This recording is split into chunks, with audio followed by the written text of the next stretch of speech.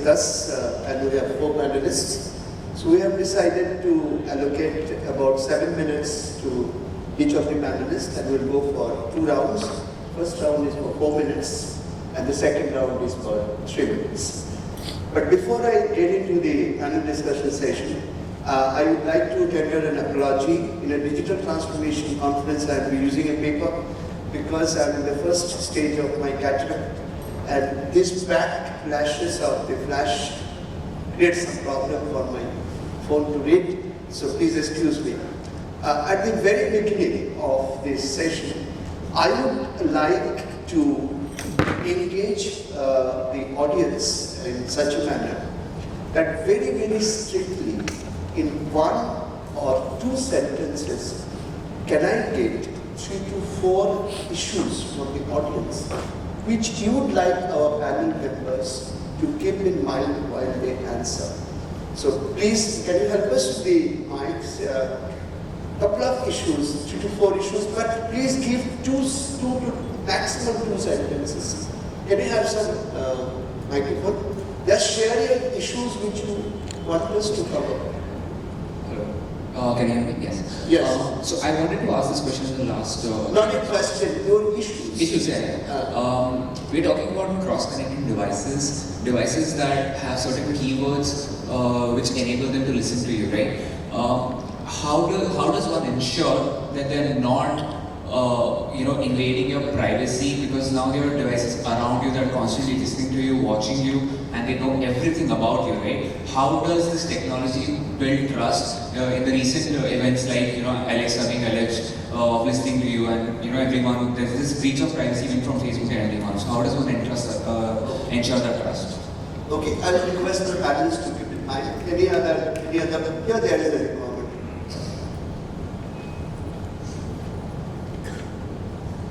Yeah, the issue that I'd like you to talk about is we don't know what we don't know, and I think that's how in your organization do you handle the culture shift to make your line of business understand what AI can bring, by sometimes just make them understand what, how that process could be different, how the outcome could be different, because again, you don't know what you don't know. So how do you deal with this? More than the technology, it's more in the culture, in the mindset. So that would be interesting. Very interesting point. If you don't know what you don't know, then you don't know how to fix it. So that's very important point. We have to keep it. So we must have to know what we are doing. So here, can you get the microphone here? Here, in the front row.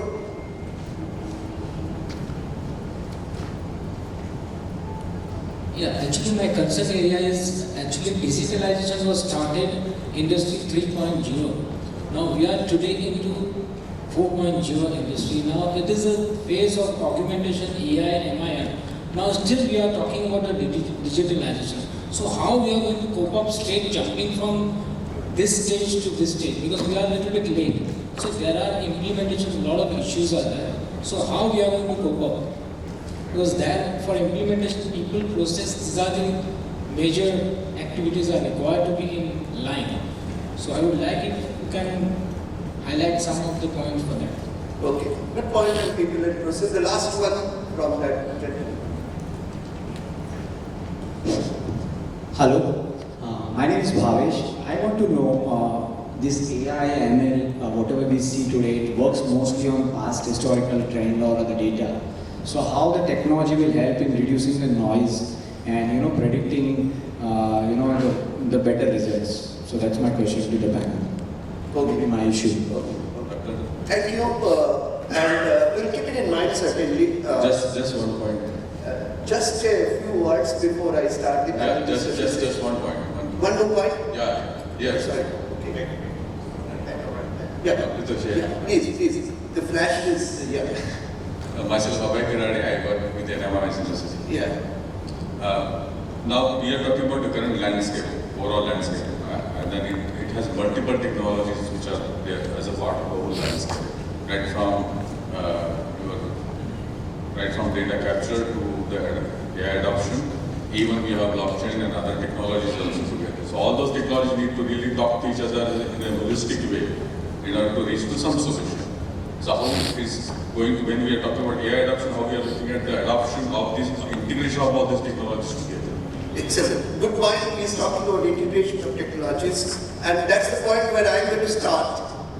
Very interestingly, let me tell you, 2017 there was a study of the digital world by Deloitte University, and they say that in 2017 the world data size was 4.4 zettabyte. 1 zettabyte is equal to 1 billion terabyte. So from 4.4 zettabyte, it will rise at a 39% CAGR rate and increase to 44 zettabyte of data by 2023. But the interesting part of the study was that in 2017, the analyzable data was just about 23%. That data would increase to 37%, and I'm today very encouraged by the first keynote presentation, of course not the virtual presentation, where we heard about Samsung doing a lot of work about data generated in the mobile devices. But very interestingly, let me tell you, the first underpinning of AI analytics and artificial intelligence points were raised somewhere in 1956, just about 2 years after my birth, by three gentlemen called Alan Turing, Marvin Minsky, and John McCarthy. So AI is not a very nascent subject, but what has happened in this world, that with the increase in speed of computing skills and computing capability of the machine, we are at the cusp of a revolution, and the revolution has already started. Like somebody said, Suresh Prabhu said yesterday, if the tsunami comes, we can stop it or to welcome it. And that's the kind of situation we have today, and we are going to start this panel discussion session in this kind of a situation. But let me tell you what I spoke yesterday in my keynote, that technology by itself does not have any morality, ethics, and emotional intelligence. I repeat, technology doesn't have morality, ethics, and emotional intelligence, but the technologists have.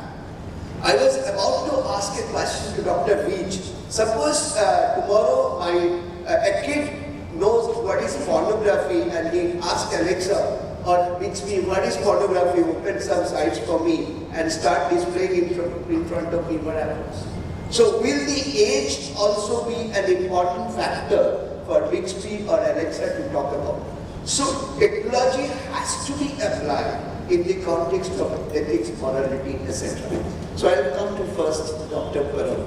So you have heard me about my review. First question is, will AI, RPA be our friends or our foes? Point number one. The technology doesn't have all these three qualities technologies have. So the quotient content in the technology of morality, ethics, and emotional intelligence to the extent of engineers and data scientists and digital scientists who are working. What is your view on it? How are you ensuring from the technology world? Morning everyone. So we often talk about RPA and AI in context of each other. We always say. But let's understand what is RPA. RPA is none other than it's mimicking the human action. Whereas AI is, what does it do? It simulates the human intelligence by machine. So this is a distinct differentiation between the two. Are they complementary to each other? Yes. So that's how I feel they are the friends of each other, and enormous value can be explored if they are used in a complementary fashion in a right and positive way. So that's the context we're going to set it up.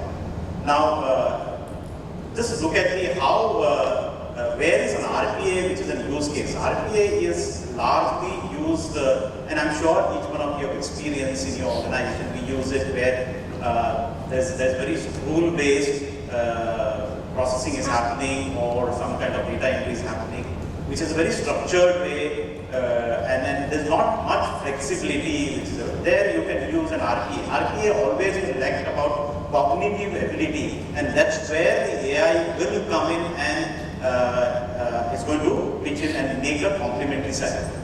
Now, how do we see that RPA aiding AI or AI aiding RPA. This is a distinct thing which you keep seeing in the industry.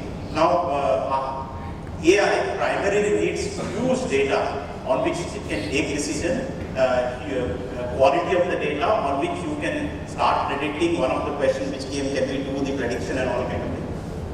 So this is where the RPA can help today to create a huge data, volume of data. It could be integrating multiple, in a loose coupled way, it can integrate all the different machines without even really writing a code and get the data or generate the data which can be used by AI, which means the human errors will be less, the speed at which we create the data will be high, and we can really use AI, we can shorten the cycle. This is how RPA is going to aid AI. Conversely, when you're talking about how this AI is going to aid RPA, is if you say, let's say data scientist is working on some kind of data processing and all, and there are very repetitive and mundane, that's where he can use RPA. So they are going to be friends of each other, they are not going to be enemy of each other. What about the user friendship? Sorry? User friendship. Okay, so user friendship is a topic which has always been in discussion and every company talks about. But remember, when the computers earlier came, there was always a fear of my jobs will go or my manual activities are going to go, and so the same feeling is also coming. But at the same time, remember if you internally have a drive that I'm going to really use my values or the knowledge for better doing, then I will always say that this mundane or repetitive or non-flexible jobs, anyhow my profile is going to die after 4 to 5 years. Why not I take this advantage today and work on it and leave this to RPA and do something else. Within RPA, he can do something else. Okay, today the very simple thing is that we internally are exploring, for example, AP automation. I'm sure many of you must be also trying that typically a robot use. Now, what happens suddenly if there are 30, 40, 100 people doing AP automation, it's sized to 10 people or 15 people. What do we do about those people who are going to be get released from those things? If somebody's core job is 80% AP, he will be completely stripped off. But we looked at it differently, those people who are going to be out of this, as they have been working in this AP automation for several years and they know the data much more better than a robot. So can we use them as a data analytics people when they become the outdated in the area of a data? So this is a profile which you can post them. And there's always an option for alternatives to use them because they have some rich knowledge. Now, answering the second question on the ethics side, let's skip that. The clock is also. Yeah, clock is aware of it, so I'll take 2 minutes. Today we have two motors, data and information, which are creating a lot of havoc, like these two men. So data today has been data scientists predominantly. They work a lot on data. And that's where the moral comes, A, from the data protection, data privacy protection side of it. B, we write a lot of automated engines and all. Whether are we biased when we write the rules, that's where the whole result can go. Right? So when it comes to ethics, which is probably one of the, whether it is Alexa or, how do you really take care that we don't infringe into this? That's where I think the ethics value, because if you take the circle of ethics, it will have one corner as regulatory values, it will have your own code of conduct as a part of ethics, it will be research side, it will be all this side. If you find your development or you are morally well take into consideration these part of it, I'm sure we'll be able to fairly able to conduct. Today there are not much I would say data scientists not giving much attention towards it. But I think when they work within the organization, as the organization puts those ethical values with it, it should take care of it. That's my opinion. Right. So let's request my president panel members, please look at the clock also 4 and 3.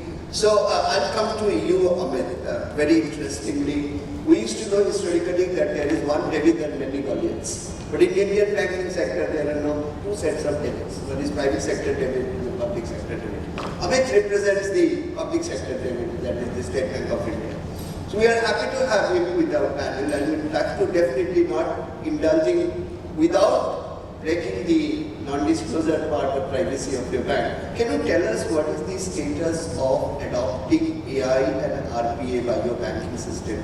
And what you are going to do in future in the matter of giving services to your customers, and in State Bank of India there are village level customers, in a more simplistic manner for not only banking but also for investment management and wealth management with the help of AI and RPA. Good morning all. I would take up the question in two parts. I will talk about not the specific what we are trying to do, but what is the journey what we are trying to take about. And we have launched the first digital bank of the country, which is YONO. And I would touch upon one of the points wherein we have talked about the profanity, where the kids can do on the profanity.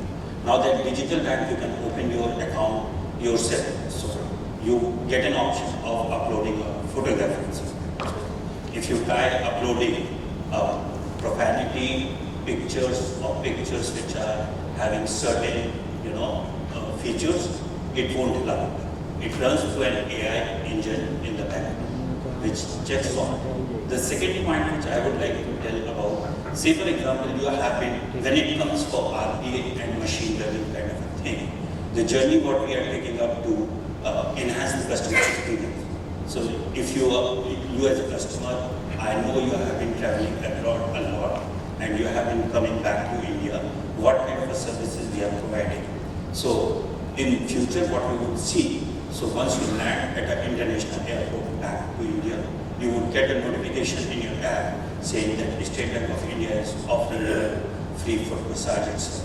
That is the data point what we are gathering from your spend habits, what you are doing and how you are doing. If you are a foodie, we would give you and we know how you are moving around within the city, we would give you a 200, 300 rupees voucher for the best place where you are stopping your car and trying to find out whether there is buy one, get one kind of things free event.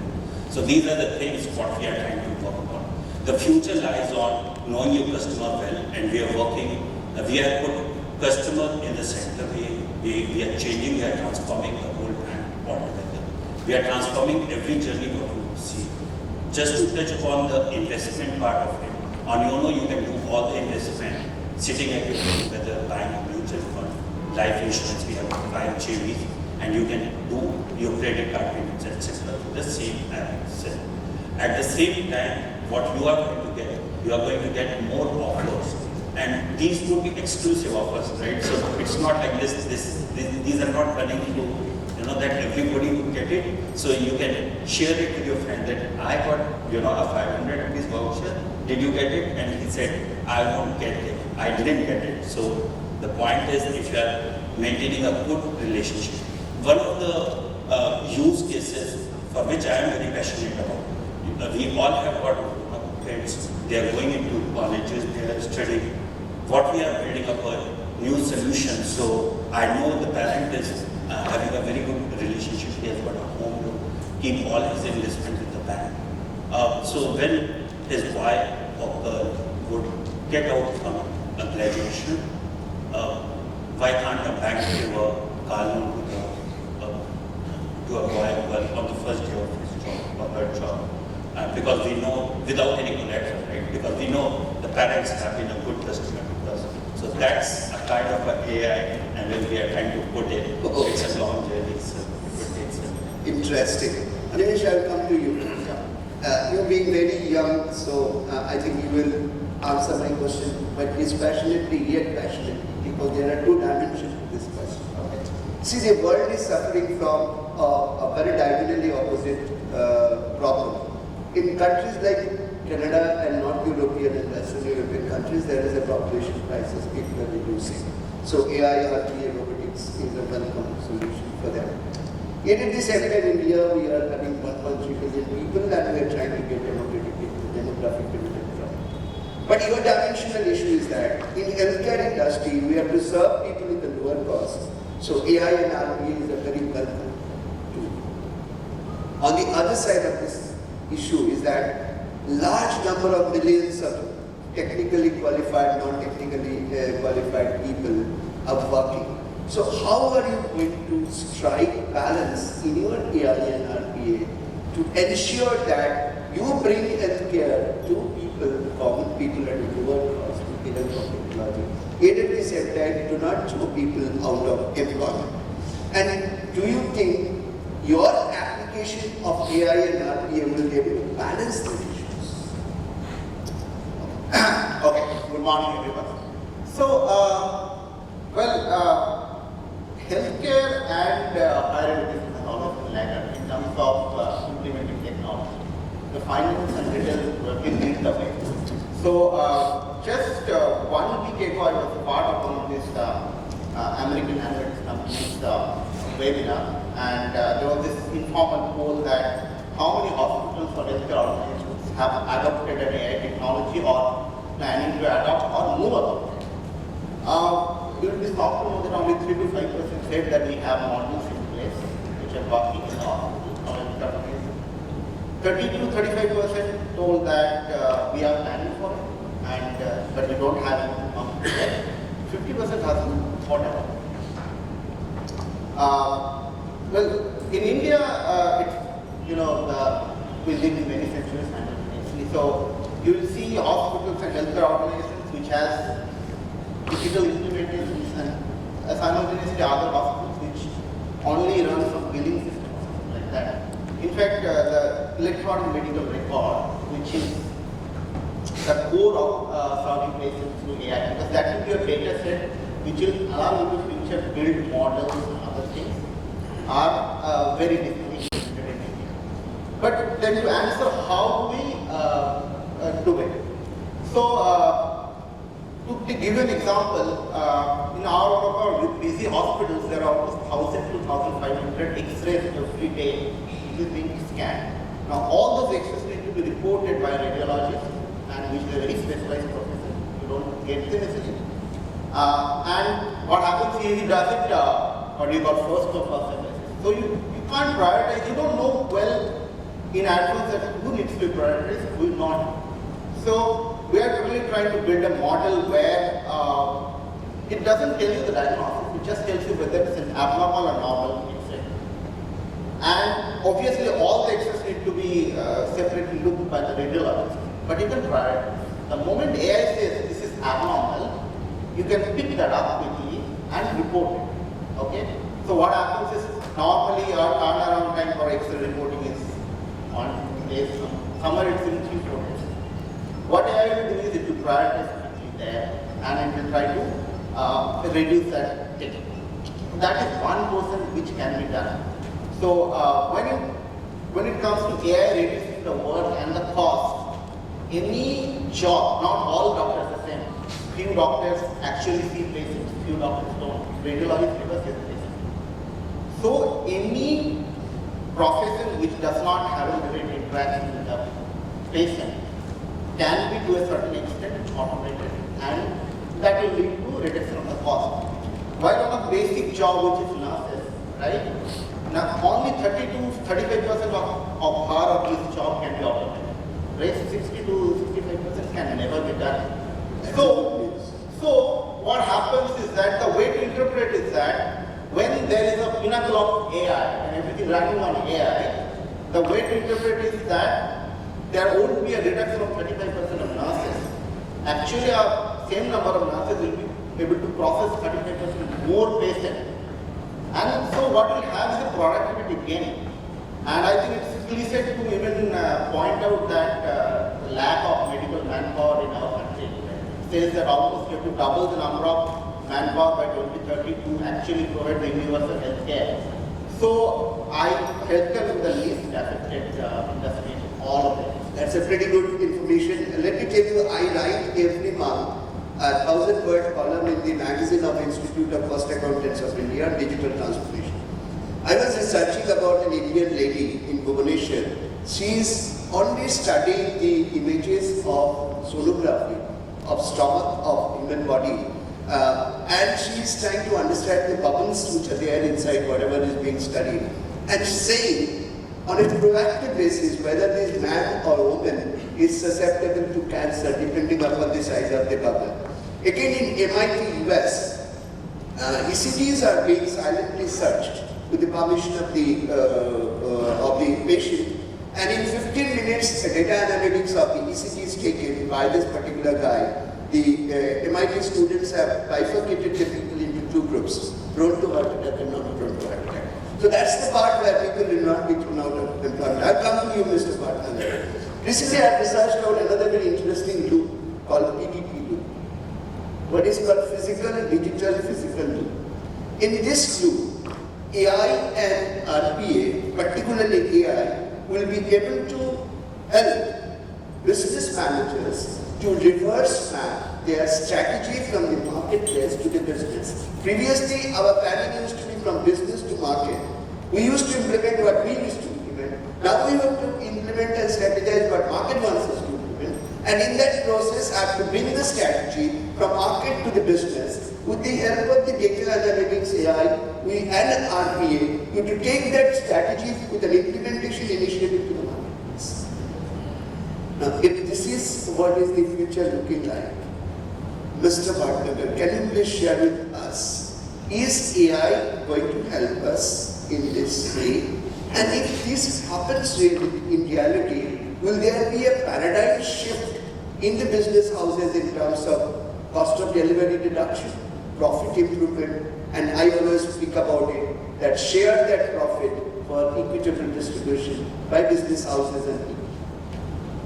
Good morning, friends, and thank you, Mr. Ghosh, Dr. Ghosh, that you asked this question at this hour, where the media is facing one of its most challenging situations. Let me tell you, the fake news business is gone to an extent beyond 50%. That today, whatever you consume as a content, maybe video or in text, it is liable to be fake to an extent of almost 63%. Now the PDP loop here, which he's talking about, becomes so very important for us. Now, being into media business, we need to first analyze whether any content which is coming is real or fake. Now the biggest problem is the time between that we get the content and then you have to publish is so minuscule, everything is becoming real time. And how do we actually manage this whole aspect of detecting whether this content is fake or real has to pass through humongous channels of verification. So now there are companies that good that AI has started helping us. There are companies who have come up with models that whenever a content comes to us, we pass through that channel. It gives us a score of what is its integrity. It gives you an integrity score. So based on that score, the journalist has to review and actually just take back and go back to that physical world and figure out whether it's correct or wrong. So there is where we can stop the fake news. While I have said so, looking at the business point of view, it is becoming so very eminent and inevitable that you have to serve content what people like. And if I may ask you, everybody would appreciate, people like to read a lot of masala news. And that keeps us in business. And that's actually a horrible fact, that you only have to publish pictures that tickle the veins and nerves that people want to read more and more about it. But the whole corollary behind this is that it could be a very fake kind of scenario created by a few people in the social media. So, Negi, that's a very important point you are talking about, but my word of caution to the audience here is, virtually my 35 years of experience talks about that whenever you are using any data, particularly with AI and robotics also in today's context, you should be finding one thing and making it very clear and focused. What is the relevance of this data in your PDP strategy making, and what is the quality of this data, and whether this data will be repeated or the next data will be unique, so that you have a little predictability. Thank you for working, and I'll come to Dr. Parab again on this. A very interesting question. Please don't curse me for this question. When AI and RPA is going to pick up some of the cognitive cognitive skills of human being. No true opinion about that it will be happening. Will AI and RPA will also be prescriptive enough to point out to human being that, hey, these are the cognitive work I can do, you solve it for me. That means AI and RPA pushes me to think more, become more cognitive in terms of its own capability to stay ahead of AI. I don't know whether you find this question, but we'll have only 2.5 minutes for you on this. Okay, quickly, so if you look at the cognitive side, we are evolving. We also talked about deep learning, which is very, very close to our cognitive part of where machine has gone to a level where it can decide and act. How to act is something which is going to be, and in many cases, it would be, it's coming to be a second opinion which is already grew in the healthcare. I'm sure Google has already come up with some of the hospitals they are working on retina-based options, cancers, what came up. So, what are these? These are coming to the only army giving the full control to machine or not is something in apprehension. Apprehension we have a decision. It's our decision which you want to go. We are in the transition phase of technology moving towards, as well as our age transition is also going on. So most of, let's say in the healthcare where we come from, pharmaceutical and healthcare, where most of the, especially in healthcare, things have moved drastically, models are available, the image processing has gone to the level where deep learning has already gone into it, cognitive decisions are, cognitive is already in the place. So it's left to us where we want to put them. It happened with Geo also, right? It's the same thing. Geo was always secondary for us, and the others were. Now Geo has taken the forefront. So it's always going to happen. Right. So I will now, Amit, I will now bring you to a very different dimension of your industry. You know, we all know that banking and BFSI is no longer an industry for money and money matters. It's a matter of relationship. On the other hand, from the perspective of your customer, it's a money matter because he is doing banking equals an investment matter. And I personally find that the Indian banking sector today is in a competitive dynamics that who is ahead of whom in terms of AI and RPA application and digital application. My question is, in the matter of coming to the market, whether I'm an ICICI Bank customer, an HDFC Bank customer or both, I know what you are doing and what somebody else is doing. Do you think there is a need for collaboration amongst the private sector banks and public sector banks to bring in some sense in the matter of guidance, which RBI perhaps is not in a position to even still understand? A matter of guidance, a matter of standard in the context of digitalization and digital transformation of Indian banking. Point number one. Point number two, do you think in today's context, RBI and its subsidiaries in terms of digital transformation are robust and capable enough to guide the banks? If not, what next? Okay, so I would take this question in two parts. So, banking per se has never gone through a transformation phase the way it has gone through in the last 20 years. Example is the payments space. So now if you see there are so many fintechs which are there in the payment space. All of the payment space have changed. So the bank have to change. So it's a market which has been this. We have got Google Pay and UPI which have changed the whole payment space. Now most of the time, State Bank of India look at things not from a competitive perspective because we look at from a nation perspective. What is best for us? So there are two issues which is at forefront for customers today.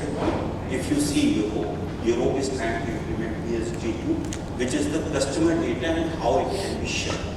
India also have a draft guideline currently, which has been published, that a customer consent is needed to share the data among different places and different times. Now, data becomes the most important thing, and the customer data, I have got 720 million customers, 421 million accounts, 421 million customers, 720 million accounts. So the other banks also have. But how much per data can be shared with whom and at what level, that need to be decided. This is still a very debatable question.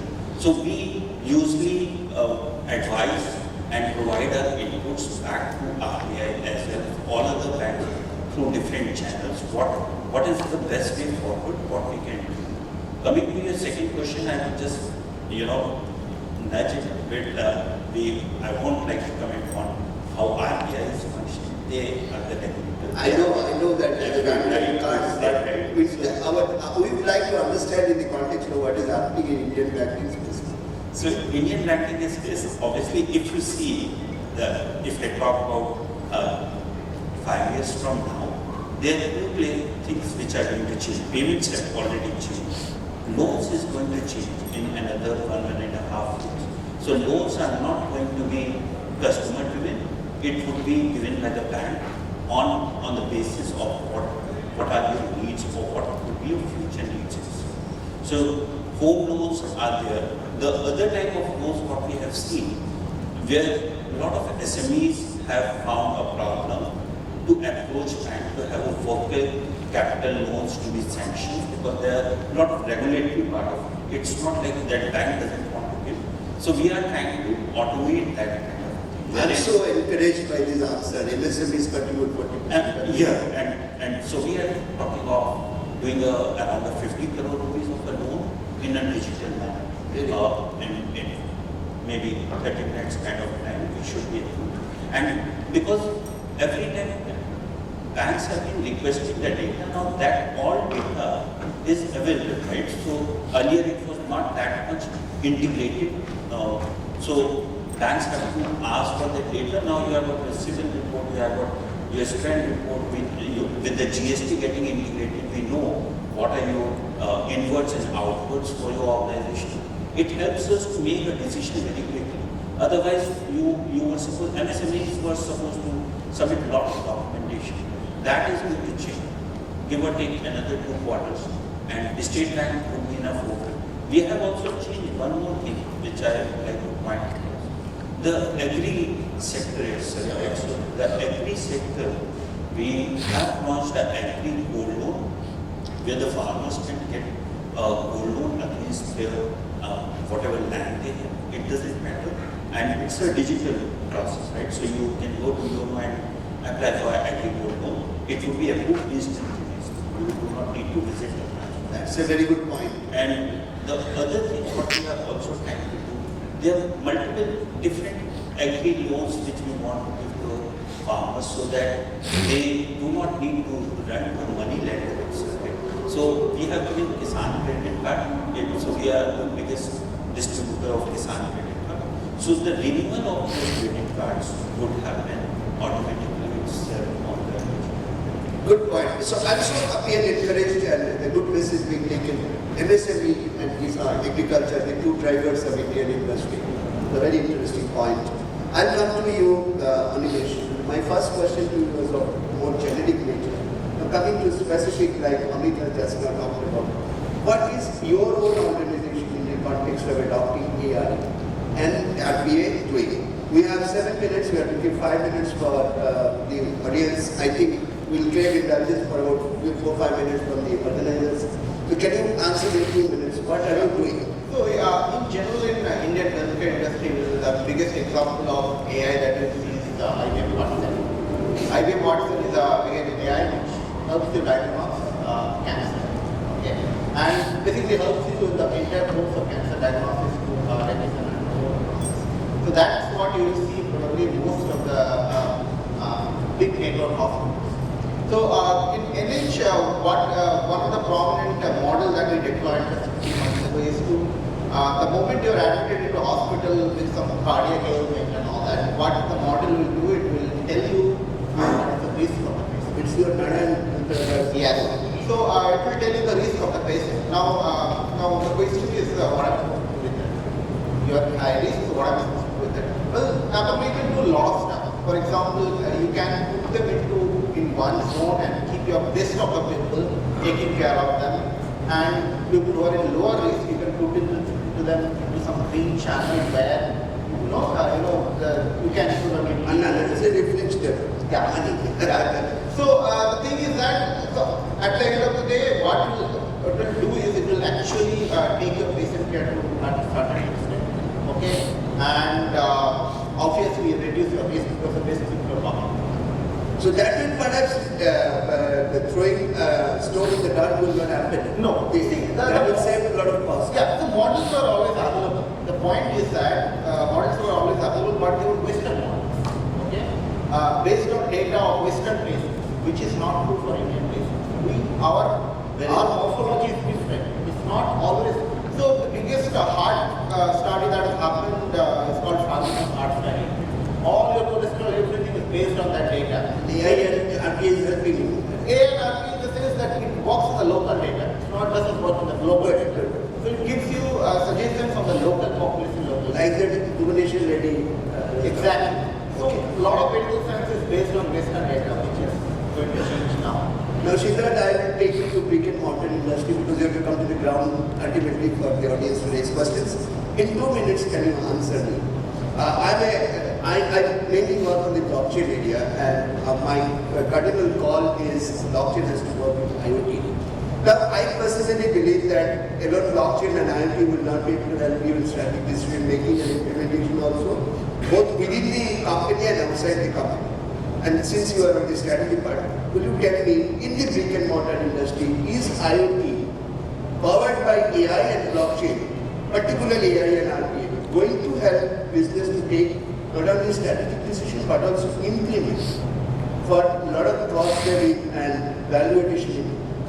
Yeah, for the manufacturing and the appliances, you find that this technology of IoT, AI, and RPA is going to work wonders. Like, for example, any appliance in your office or home is going to tell you what kind of replacement it needs. And you don't need to do anything in orders by itself. And again, you don't have to do anything else. Person comes and fixes it. So you have a sustainable revenue model here.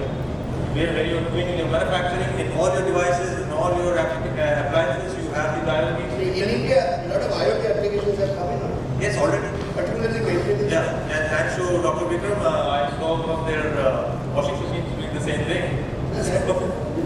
Yeah. So as a consumer, I didn't need to do anything. And everything went on into change. I got the information that this certain part has to be changed. And just you have to click on the order, that's all, and the person comes and fixes it. And you have payment models like payment gateways. So actually it leads to a very, very hassle-free ride. At the same time for the organization, it ensures sustainable business. Otherwise you have to have multiple channels in between for order taking and a replacement of those parts, etc. So RPA and AI in that manner is going to really help in a very, very big way. Now let me tell you about my organization. In the RPA, you would have not heard about it, but there are now robo-writers for categories like business news, sports, entertainment. You don't need a journalist to do it. It only reads the data either from a television show or the business news coming from the tickers, and it makes the news by itself. And I can tell you, I can bet you, no reader is able to identify whether this news has been written by a journalist. So it's all in real time today. That's a very, very interesting. Let me give you an example of IoT application by aviation industry. When an aircraft is flying from Mumbai to San Francisco, and IoT is continuously sending signals to the landing airport and the manufacturer of the aircraft, whether the engine is healthy and performing well, and what are the maintenance areas to be seen through by the engineers of the landing airport. That's the level of IoT application has come in. But I have an issue that if AI can be brought into that on a layer of blockchain, otherwise IoT can create havoc if blockchain is not entered into. We have 2 minutes left and we have borrowed from module 5 minutes. So about 6 to 7 minutes left for you to utilize on your questions. You can leave observations, say it is observation. If you give question, very shortly articulated in 1 or 2 sentences. Open for you. There is a question coming up. Can you give the microphone to him? Please give the microphone to him. That gentleman. And two hands are raised. Quickly, we have about 5 minutes time, so you can take about 3 to 4 questions maximum.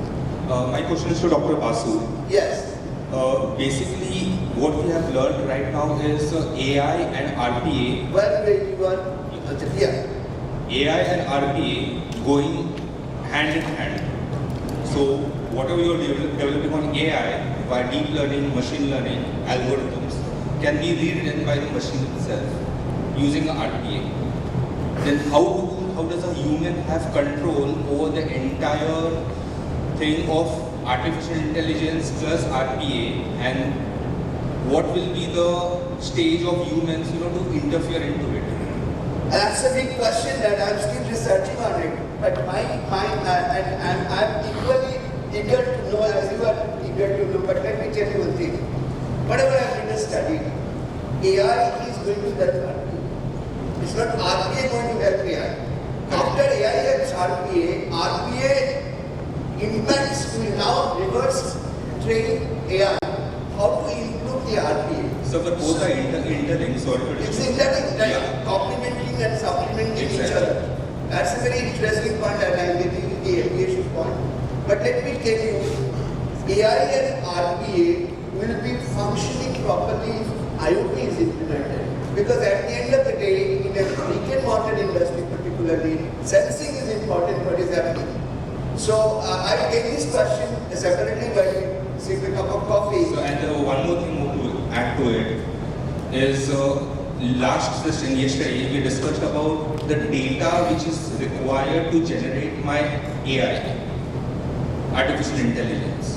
Analyzed by AI. Analyzed by AI. AI which is will generating correct. Yeah. But if AI is complementing RPA and RPA is complementing AI, can the machine by itself generate a data which it can check the future trends and implement it? If not generate, definitely train to make data more relevant and important.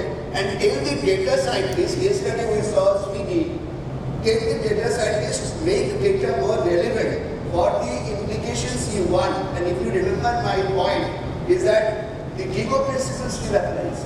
If your data is wrong, AI cannot help you. So I personally feel that the basic fundamental state of AI using correct, relevant and analyzable data is the responsibility of the IoT to generate accurate senses. That's my feeling. Or if IoT doesn't generate transactions with it. I don't know whether I could answer, but I can take it separately. Yes. Any other question, please? Yes. That gentleman, if we can.